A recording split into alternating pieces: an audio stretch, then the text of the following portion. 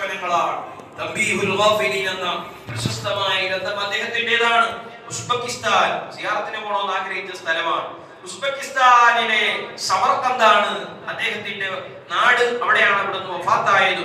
ആ ഉസ്ബെക്കിസ്ഥാനാണ് ഇമാം ബുഖാരി റളിയല്ലാഹു അൻഹുവിന്റെ നാട്.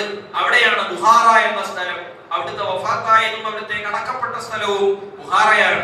നല്ല സിയാറത്തിന് എല്ലാ നിലയിലും സ്കോപ്പുള്ള ഒരു സ്ഥലമാണ്. അതുപോലെ ഇമാം തിർമിദിയുടെ നാടാണ്. അതുപോലെ ഇമാം അബുൽ വഫയുടെ നാടാണ്. ഇമാം ബാഖിലാനിയുടെ നാടാണ്. ഇൽമിന്റെ വെള്ളനിലമായ നാടാണ് സമർഖത്ത്. അവിടുത്തെ വലിയ മഹാനായിരുന്നു അബുൽ ലൈസ് റഹ്മഹുല്ലാഹ്. ഹിജ്റ 300 ജീവിച്ചിരുന്ന മഹാൻ. അദ്ദേഹം പറയുകയാണ്, 10 അടയാളങ്ങൾ ഉണ്ടെങ്കിൽ ഇസ്തിഖാമത്തുണ്ട് എന്ന് നമുക്ക് മനസ്സിലാക്കാം. തുടക്കം തന്നെ അദ്ദേഹം പറയുന്നത് ഹിഫ്ദുൽ ലിസാനി അനിൽ ഗൈബ, മറ്റുള്ളവരെ ദുഷിക്കുന്നതിൽ നിന്ന് നാവിന്റെ സംരക്ഷണം കിട്ടിയിട്ടുണ്ടോ?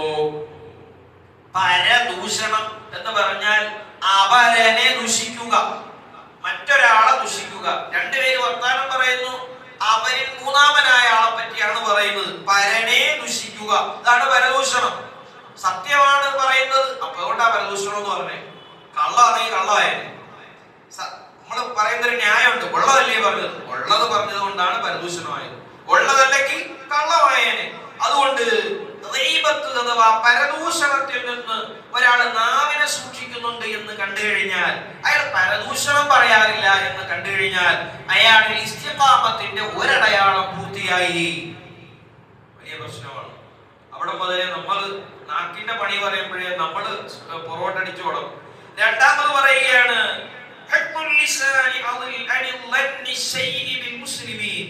മുസ്ലിമായ ആളുകളെ സംബന്ധിച്ച് മോശമായ ധാരണ ഹൃദയത്തിൽ ഉണ്ടാകാൻ പാടില്ല. അത് പറയാനും പാടില്ല. മുസ്ലിമായ ആളുകളെ സംബന്ധിച്ച് മോശമായ എല്ലാവരെയും സംബന്ധിച്ചില്ല, ഒരാളെ സംബന്ധിച്ച് പോലും പാടില്ല. ഹബീബ് സ്വല്ലല്ലാഹു അലൈഹി വസല്ലം തങ്ങളുടെ മജ്‌ലിസിൽ എല്ലാവരും ഇരിക്കുമ്പോ നബി സ്വല്ലല്ലാഹു അലൈഹി വസല്ലം പറഞ്ഞൊരു ഹദീസ് നമ്മൾ പലപ്പോഴും കേട്ടിട്ടുള്ളതാണ്. ഒരാൾ ഇപ്പൊ കയറി വരും, അയാൾ സ്വർഗാവകാശിയാണ്. അപ്പോഴൊരു സ്വഹാബി കയറി വന്നു. രണ്ടാമത്തെ ദിവസം നിബിധങ്ങൾ പറഞ്ഞു, ഒരാൾ ഇപ്പൊ കയറി വരും, അദ്ദേഹം സ്വർഗാവകാശിയാണ്.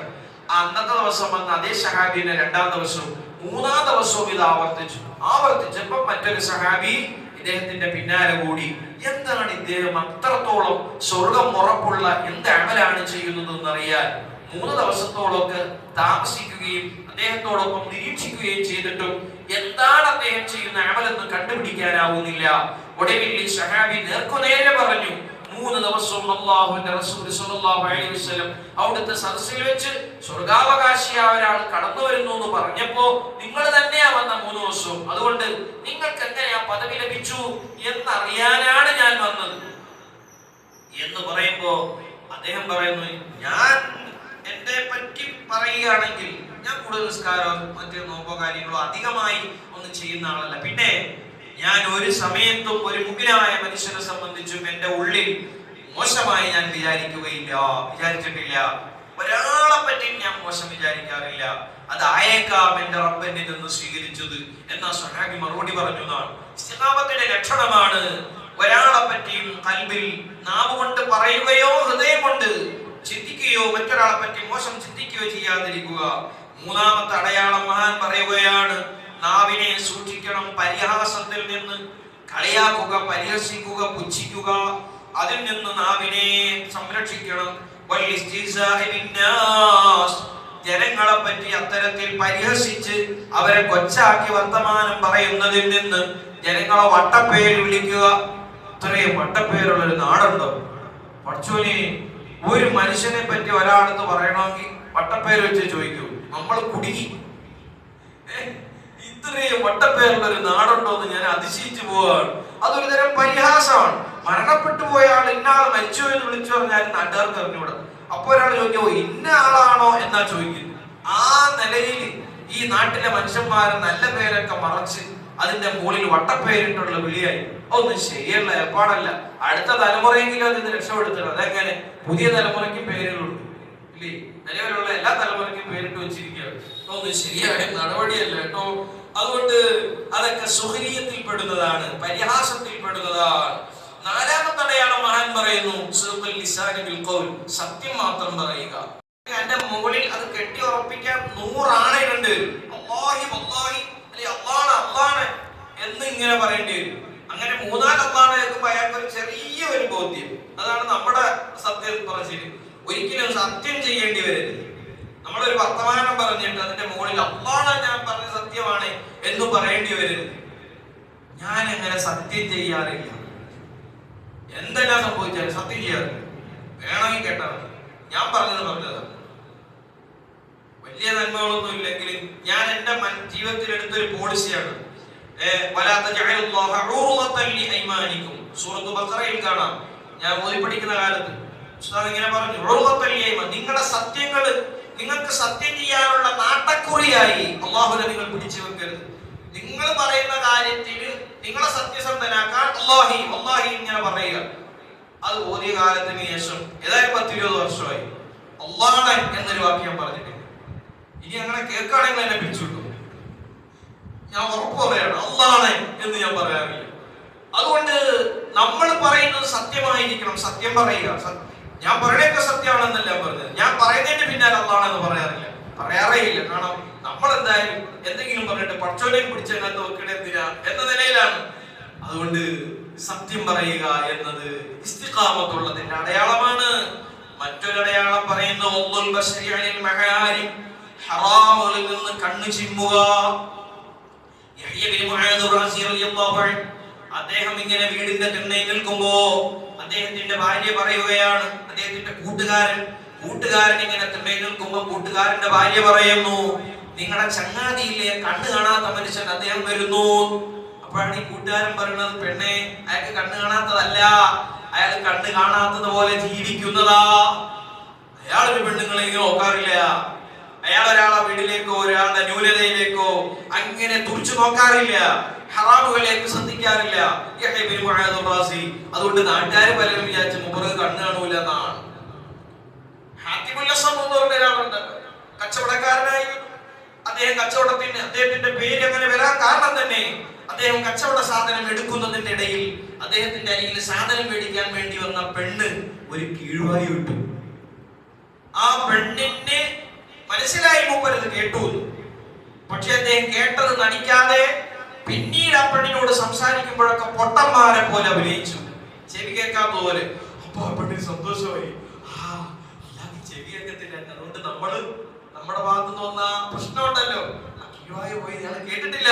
ആ പെണ്ണിന്റെ അഭിമാനം സംരക്ഷിക്കപ്പെട്ടു. അതിന്റെ പേരിലാണ് അദ്ദേഹത്തിന്റെ കൂട്ടുകാര്, നിങ്ങളെന്താ ഇങ്ങനെ പൊട്ടന്മാരാണ് കേൾക്കുന്നത്, പിന്നെ ഇങ്ങനെ അത് വേറെ കാര്യമില്ല. പക്ഷേ അറിഞ്ഞു, പിന്നീട് ഈ സംഭവം അറിഞ്ഞു. അങ്ങനെ അദ്ദേഹത്തിന്റെ പേരാണ് ഹാത്തിമുൽ സംഭവം. അങ്ങനെ ഉണ്ടായിരുന്നു ആത്മാർ. മറ്റുള്ളവരുടെ ന്യൂനതകളിലേക്ക് ശ്രദ്ധിക്കാതെ അവരെ രക്ഷപ്പെടുത്തി കൊടുക്കുന്ന ആളുകൾ. ആ നിലയിൽ ഈ പറയപ്പെട്ട വർത്തമാനം നമ്മൾ നോക്കൂ. യഹ്യ മുആദിനെ പറ്റി അന്ധനാന്ന് പറഞ്ഞു പോയി ജനങ്ങൾ.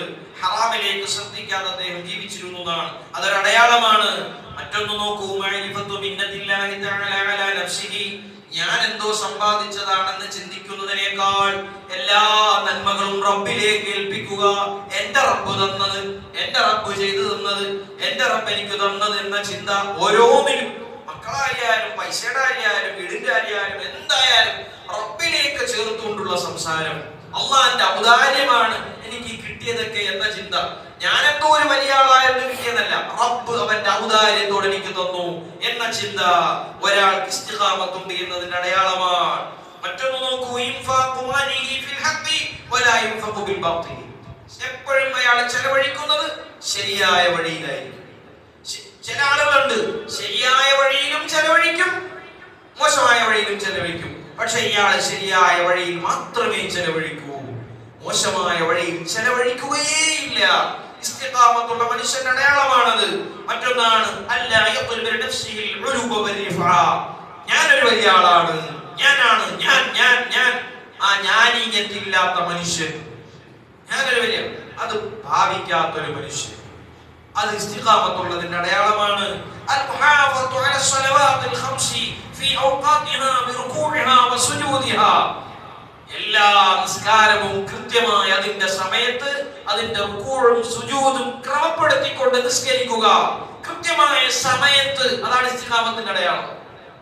നിസ്കരിക്കലല്ല, കൃത്യമായ സമയത്ത് കൃത്യമായ രൂപത്തിൽ രൂപത്തിൽ നിസ്കരിക്കുക. അതാണ് ഇസ്തിഖാമത്തിന്റെ അടയാളം. വെറും നിസ്കാരമല്ല.